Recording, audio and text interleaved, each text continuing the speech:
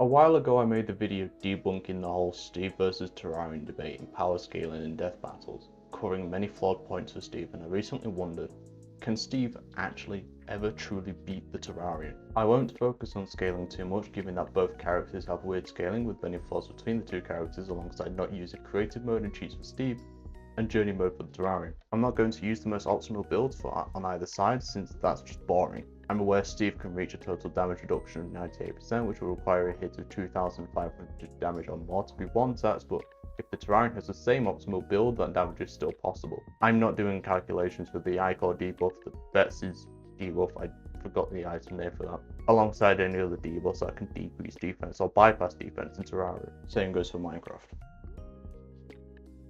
Let's cover endgame, since it's the easiest stage to get an answer to. Now, if I was to compare endgame Steve to endgame Terrarian using either power scaling or in-game values, it will always go to the Terrarian. The Zenith does 190 damage per hit alongside ignoring iframes, and that damage will be significantly increased if we also include damage increasing items, armor, and buff. Compared to Steve, who only has a netherite sword which can deal 13 to I think it's roughly 17 damage with strength 2, and a crit would lead to being over 20. But compared to everything endgame in Terraria, that is just nothing. That may as well be I would honestly say, a pre-boss sword. I'm aware of the mace's existence, however, given how fast the Terrarian is at the stage of the game, alongside solar armor being on contact, it deals damage, it would just not work.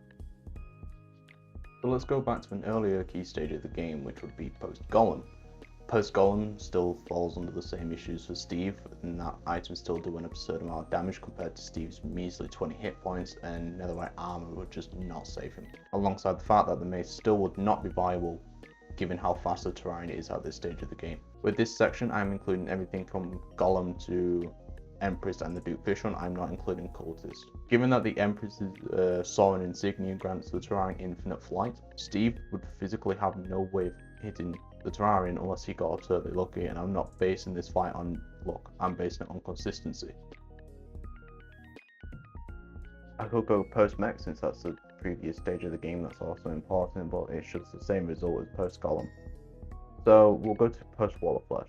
Molten armor and netherite armor could be viewed as being similar, given what both are made of by that being something from hell and something from the opal, but the issue with weapons. The netherite sword is something similar to the fiery grey sword, now called the volcano. I don't know why they changed its name, I quite preferred it being the fiery great sword, but the damage is massively different, given that the fiery great sword I think does around 50 damage now, and the netherite sword, even with all the buffs, still does nothing.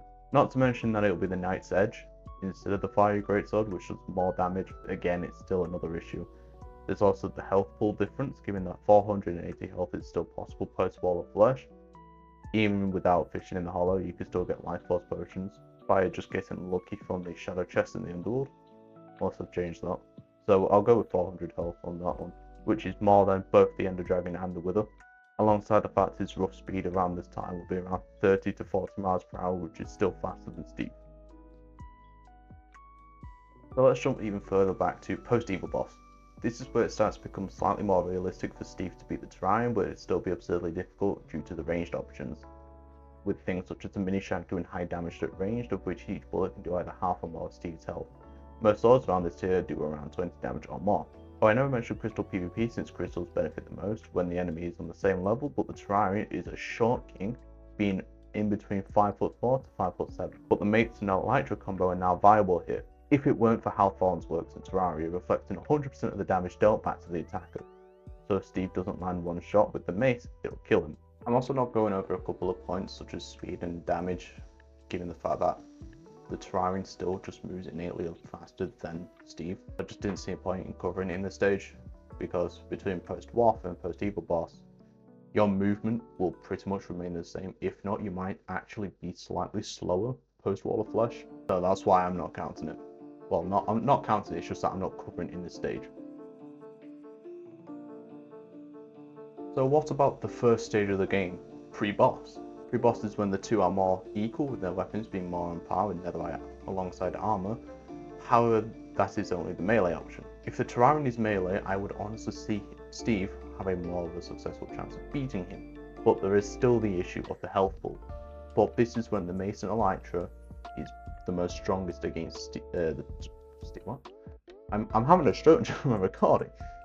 It's when the Mason and Elytra combination is extremely good here, because the Terrarian has little movement, with his max being 30 miles per hour, and Steve's max running speed with speed 2 being 26 miles per hour, obviously a lot faster if he's flying around. But that can also still be dealt with via the Thorns potion, or if the Terrarian is ranged, because Platinum Armor would roughly provide the same defense as Netherite if you convert the Netherite stats into Terraria stats, and the Mini Shark would just do enough damage to keep Steve at bay.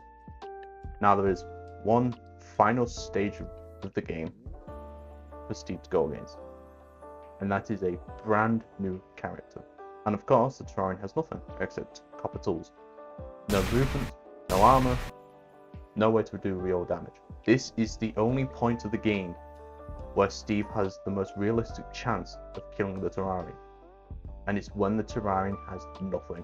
I'm really disappointed I couldn't figure out a way for Steve to maybe even kill post-Evil boss, but with how strong weapons are in Terraria and the fact that damage numbers are just so much higher than all of Minecraft, it's just not possible for Steve to win by numbers. But that's been kind of annoying to deal with. I won't say annoying, it's just some random video, but easy.